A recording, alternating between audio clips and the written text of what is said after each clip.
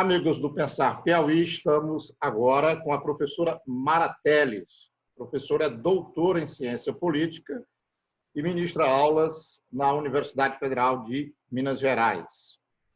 Professora, um prazer recebê-la aqui no Pensar Piauí para a gente trocar ideias nesse momento. Obrigado pela atenção. Eu iniciaria perguntando o seguinte, professora. Como o governo de Minas Gerais, ou melhor, o governador de Minas Gerais, o Zema, do Partido Novo, tem se comportado frente ao enfrentamento desta pandemia, deste momento que o Brasil inteiro vive, essa crise sanitária tão grande? Como é que a senhora vê a atuação do governo de Minas Gerais? Boa noite ou bom dia a todos, dependendo da hora que essa entrevista for ao ar. O governador Zema ele foi eleito em Minas Gerais com mais de 70% dos votos e, desde então, tem feito administração bastante problemática no que diz respeito à aplicação de políticas públicas para a área de saúde no geral. Durante a pandemia, ele se comportou como um avestruz que esconde a sua cabeça na areia e tentou tomar algumas medidas. E essas medidas que eram de monitoramento, de aceitabilidade e de controle da população em relação às aplicações das práticas preventivas do coronavírus, como isolamento social, como distanciamento, elas não passaram de uma demagogia dele. Por quê? Após uma reunião com o presidente Bolsonaro, ele já solicitou que as pessoas, que os trabalhadores da área da educação, da parte administrativa, da parte de limpeza, voltassem ao trabalho, contrariando todas as medidas que foram solicitadas, não apenas pelo Ministério da Saúde, mas também pela Organização Mundial de Saúde, que tem feito uma grande campanha de divulgação da necessidade de isolamento social, da necessidade de distanciamento, da necessidade de que os serviços não essenciais não fiquem abertos. Então, ele havia inicialmente, no início da pandemia, se conscientizado da relevância dessas medidas para a preservação de vidas, mas, após o encontro com o presidente Bolsonaro no Planalto, ele já solicitou o retorno desses trabalhadores da área de educação, com muita resistência desses trabalhadores, e fez uma declaração, no mínimo, insensata sobre o coronavírus. Ele disse que a melhor medida para evitar a morte das pessoas, ou evitar a pandemia, seria que o vírus viajasse. E essa palavra, vírus viajando, estou colocando entre aspas, porque foram falas do governador. O que significa o vírus viajar? Ele que não é sequer um sanitarista, que não tem formação na área de saúde, que é apenas um empresário formado em administração, não acredito, sugere, contrariando os epidemiologistas, contrariando os epidemiologistas, que a melhor maneira de combater o vírus seria que um número grande de pessoas fossem infectadas. Eu gostaria de explicar que, inicialmente, essa era a posição do presidente Trump nos Estados Unidos, e era também a posição do primeiro-ministro da Inglaterra, Boris Johnson, que estava acreditando, digamos, nessa primeira hipótese, que já foi descartada, de que quanto maior o número de pessoas infectadas, melhor e mais rápido acabaríamos com a pandemia, muito embora isso custasse milhares de vidas. A partir do momento que a situação no Reino Unido e na Inglaterra tornou-se cada vez mais grave, e a partir de estudos feitos pelo Imperial College de Londres, o primeiro-ministro, que também é de extrema direita, na Inglaterra, se conscientizou, muitas pessoas estavam morrendo, e a partir desses estudos científicos, ele, de fato, começou a ter um forte controle da saída das pessoas, de isolamento, e, em seguida, ele próprio, primeiro-ministro, foi contaminado e passou alguns dias na UTI, e agora tem elogiado publicamente o papel da saúde pública, das medidas solicitadas pela OMS, Organização Mundial de Saúde.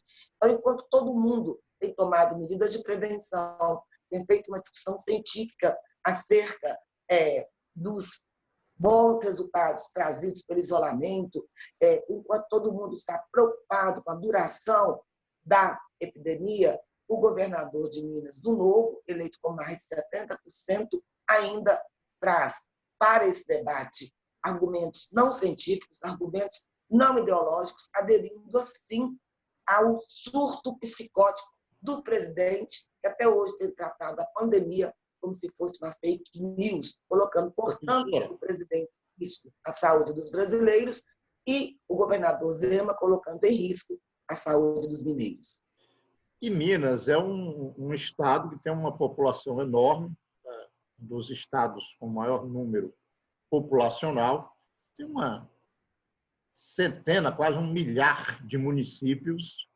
Como é que, quais as notícias que a senhora recebe de como o povo do interior de Minas reage a essa pandemia e reage a essa ação do governo de Minas?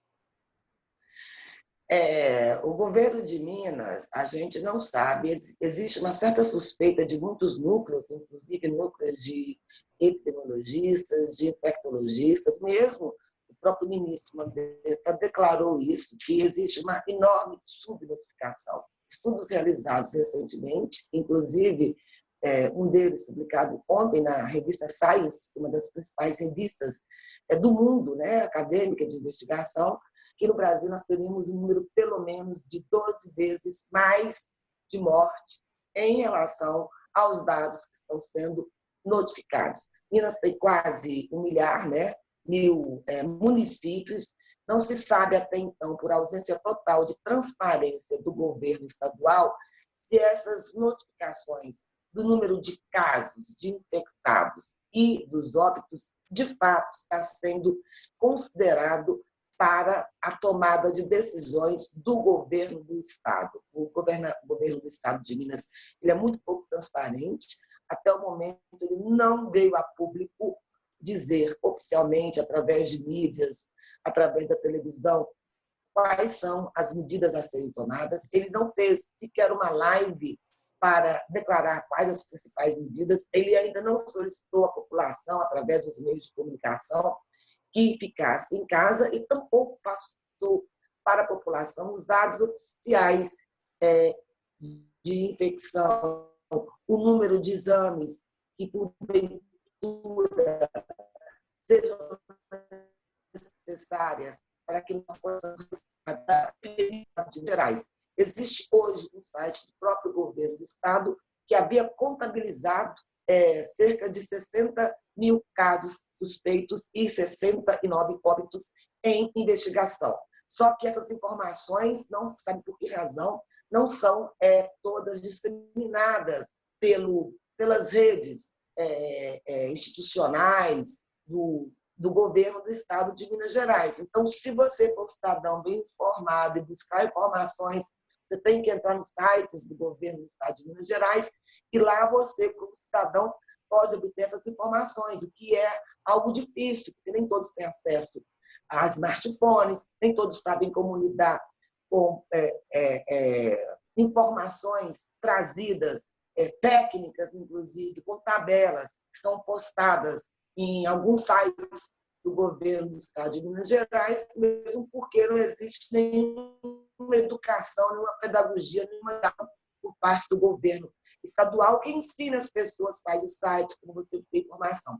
Por outro lado, o número de infectados e suspeitas é enorme, só que nós não temos nenhuma informação se existem testes rápidos ou testes mais profundos para verificar o número de infectados, porque nenhuma informação foi dada ainda pelo governador Zema do Novo sobre o número, sobre quantidade de testes e quais são as medidas. Máscaras, por exemplo, quantas nós temos, em que situação que se encontram os médicos e profissionais de saúde, enfermeiros, dentro do Estado de Minas Gerais. Isso é importante porque, segundo as pesquisas, o Brasil é um dos países onde existe mais contaminação dos profissionais de saúde. Então, em Minas, suspeita-se que exista subnotificação tanto do número de infectados, confundidos eventualmente com síndrome respiratória aguda nos óbitos, sem aparecer o nome do Covid. Por outro lado, também existem aí mais de uma dezena de óbitos que ainda não foram averiguados, que ainda não foram investigados. E o processo está sendo muito lento.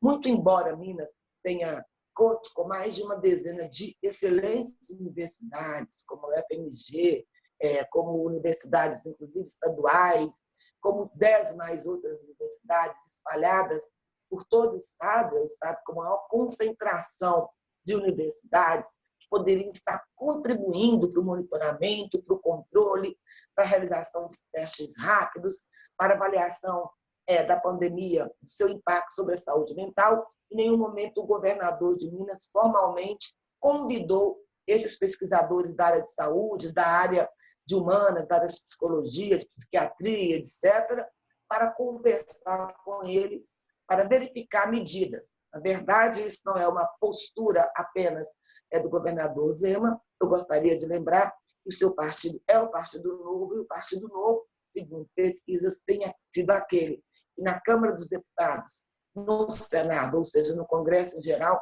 tem votado com maior disciplina as propostas do presidente Bolsonaro, propostas estas, algumas vezes, que não são científicas, que são apenas propostas ideológicas que visam tão somente transformar a pandemia num debate ideológico sem sentido, irrealista e que faz com que milhões de pessoas possam aderir a discursos não científicos, a discursos contrários à ciência. E, infelizmente, o nosso governo de Minas não chega a tomar ações tão absurdas quanto a do presidente Bolsonaro e, no mínimo, tem se calado a respeito disso. Então, nós temos informações do interior, para mim finalizar essa pergunta, mas em Belo Horizonte, felizmente, o prefeito da cidade tem tomado medidas de isolamento e, a partir do dia 17 de abril, será obrigatório o uso de máscaras. Então, na capital,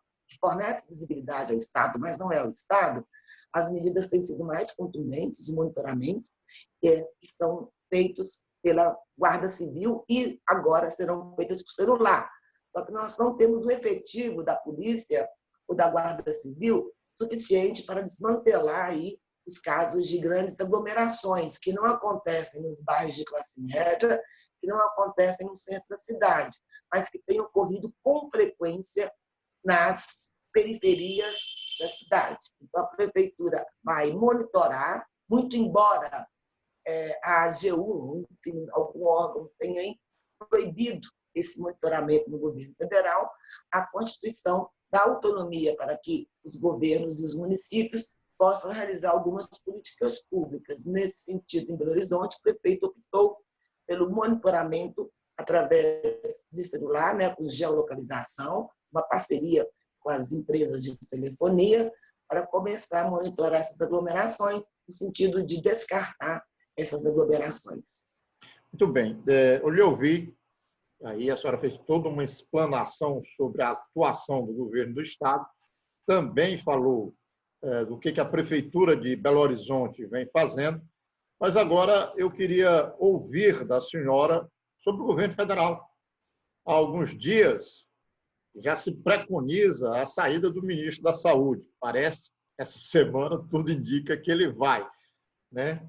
E ele vai deixar um governo onde quem manda não é o presidente Jair Bolsonaro, e sim um general, Braga Neto. Como é que a professora Mara Telles enxerga, vê, analisa o governo do Brasil, o governo federal?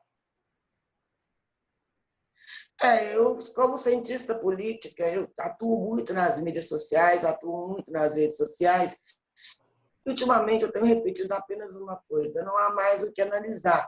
Não existe nenhuma ferramenta, nenhuma teoria da ciência política capaz de lidar com o grau de incompetência dessa pessoa, desse presidente que nos governa. Ele foi eleito, não houve fraude na eleição dele, conforme ele disse alguns dias nas redes sociais, inclusive ele foi indagado pela Justiça, teve 15 dias para poder comprovar, não fez essa comprovação.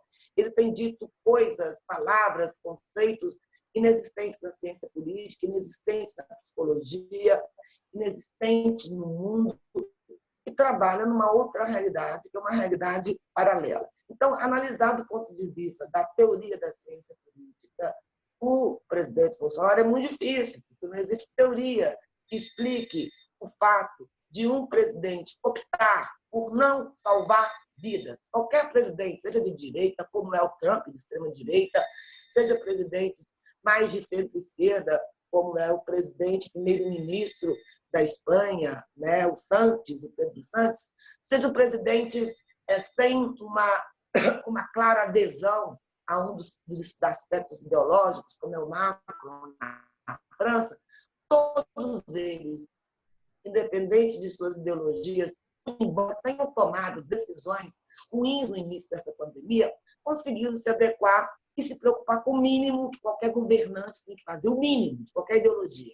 Dentro do liberalismo, o Estado deve, no mínimo, salvaguardar os direitos individuais e, entre esses direitos, o direito à vida, que foi positivado, né? Que fazia parte ali do Estado da natureza e que teria dado origem ao Estado liberal, ou seja, o Estado liberal mínimo tem a função mínima de garantir a vida. Então, nem esse preceito liberal mínimo, garantir a vida, está sendo levado em conta pelo presidente autocrático que nos governa. Por que autocrático? Porque ele governa para si, ao mesmo tempo, não só para si, a parte dos seus interesses, e é um governo que eu caracterizaria, muito embora esse termo não exista na ciência política, nós temos que criar no Brasil familista. A única e grande preocupação dele é com a sua família e com o ataque à ciência, a pesquisas, aos professores, a diversidade intelectual, a diversidade moral. Então, não há como avaliar. Restaria às forças progressistas do Brasil, na minha opinião, incluindo PT, PSDB, DEM, que é de direita, mas tem um discurso até então civilizatório, retirá-lo, forçá-lo à renúncia ou retirá-lo em função dos inúmeros atentados à vida que significam improbidade administrativa. Eu queria dar um exemplo. Não, pois diga. No dia 15 de março, o presidente, muito embora jamais tenha apresentado seu atestado negativo em relação ao Covid-19, não apenas participou, como estimulou uma série de manifestações pelo Brasil. Encontrou-se com as pessoas, deu as mãos às pessoas. E, ultimamente, muito embora o seu próprio ministro tenha solicitado às pessoas para ficarem em casa, como ele não pode dizer isso, ele tem uma atitude contrária ao isolamento, sai, vai às padarias, tira foto, tira selfie. Os meios de comunicação mostraram dando a mão a uma pessoa mais idosa, portanto, de grupo de risco, após passar a mão em partes respiratórias do seu corpo. Tudo isso pode se colocar na escala do crime se ele, de fato, foi ou está infectado. Mas ele se nega, ao contrário do governador do Rio, ao contrário do governador do Amazonas, ao contrário de outros políticos, ele se nega a mostrar o seu teste negativo, o que gera suspeitas de que ele está sendo infectado. Ele não mostra, ele sabe que isso poderia gerar imediatamente um crime de improbidade, portanto, passível de impeachment, porque ele não está salvaguardando as vidas. Então, professor, é muito difícil comentar sobre um caso único, digamos, desses 30 anos ou 20 anos, 30 anos de redemocratização do país. Eu me lembro de Sarney, eu me lembro de Tancredo, eu me lembro de Collor, de Lula, de Dilma, de Fernando Henrique, e me lembro que, digamos, aderindo ou não às políticas econômicas desses governos, um mínimo de princípio, de discurso, que era um discurso coerente, que era um discurso mais científico, mesmo que você discordasse. No caso do presidente Bolsonaro, não há nenhuma possibilidade sequer de diálogo, porque eu, por exemplo, nunca comento nas mídias sociais que ele dialoga com a sociedade e ele governa através das mídias sociais. Eu pedi a ele, tão logo, ele mostrou sua solidariedade ao Boris Johnson. Eu pedi a ele, escrevi por favor, presidente, mostre o seu exame no seu perfil no Twitter. Ele me bloqueou imediatamente. Eu sou uma professora, né, e sou bloqueada pelo presidente. Antes mesmo que eu soubesse indo visitar o perfil oficial do Ministério da Educação para saber quais eram os padrões, né, e as suas falas em relação à educação ainda no ano passado. Eu não pude, porque eu descobri que eu estou cancelada, bloqueada. Portanto, eu, como professora que nunca havia comparecido às redes do ministro da Educação, eu já havia sido bloqueada. Então, eu não sei formalmente o que o nosso presidente está nos dizendo nesse momento, o que o nosso ministro da Educação está dizendo nesse momento, porque, por razão que eu desconheço, eu fui bloqueada. Então, é um governo que persegue e co-persegue um grupo enorme de profissionais. Haja visto que existe esse gabinete do ódio. Eles já decidiram quem são os seus, entre aspas, adversários. E os adversários são todos aqueles que querem ter informação e que buscam transparência de desgoverno, que está desgovernando o Brasil. A senhora já fez referência aos partidos de esquerda, mas muito rápido. Então, para finalizar aqui nossa conversa, eu queria o seu parecer sobre o papel da esquerda, o que ela pode fazer nesse momento que nós estamos vivendo e que propostas fazer para o futuro do Brasil, aí do ponto de vista dos partidos de esquerda. Eu acho que os partidos de esquerda, não só os partidos de esquerda, os partidos em geral, eles estão, e sobretudo os de esquerda, chamaria mais os partidos sociais-democratas no Brasil, aí tem vários, etc., eles estão muito paralisados, do meu ponto de vista.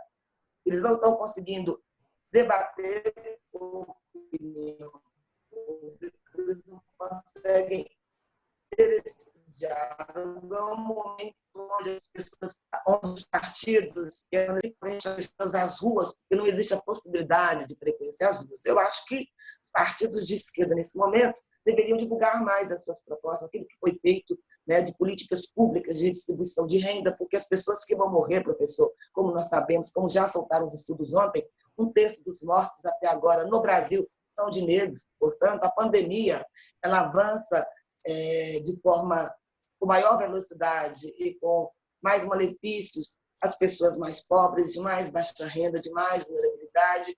Então, as esquerdas brasileiras elas sempre se preocuparam mais do que os partidos de direita com políticas sociais para reduzir a desigualdade e integrar esses grupos mais vulneráveis com políticas mais focalizadas. Eu acho que agora as esquerdas deveriam fazer isso, mesmo porque se o SUS está funcionando, é importante a gente lembrar que a pandemia no Brasil pode ter resultados mais benéficos e com mais vantagens do que os Estados Unidos, porque nós temos uma rede do SUS integrada, certo? Então, eu acho que agora caberia às esquerdas lembrar da rede do SUS, só não foi desintegrada porque governos de esquerda, governos de esquerda fizeram questão de manter o princípio da saúde universal para todos e manter o SUS funcionando.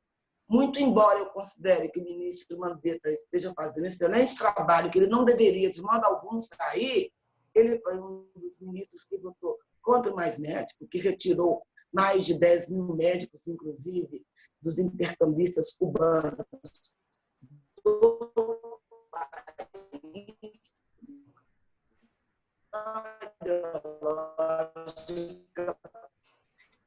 Ele votou a favor da o governo ainda o SUS ele está elogiando uma política que sempre foi defendida e estruturada pelos governos, partidos, pessoas de esquerda, que sempre trataram a saúde como um direito e que, portanto, uma estruturação gratuita e de infraestrutura em todo o país. Então, acho que hoje essa bandeira tem que ser fortalecida e as pessoas têm que lembrar, se o SUS hoje consegue salvar vidas, foram porque pessoas ligadas a grupos sanitaristas, a intelectuais, a políticos de centro-esquerda, sempre, com todos os erros, defenderam a estruturação e o SUS como uma bandeira histórica no país.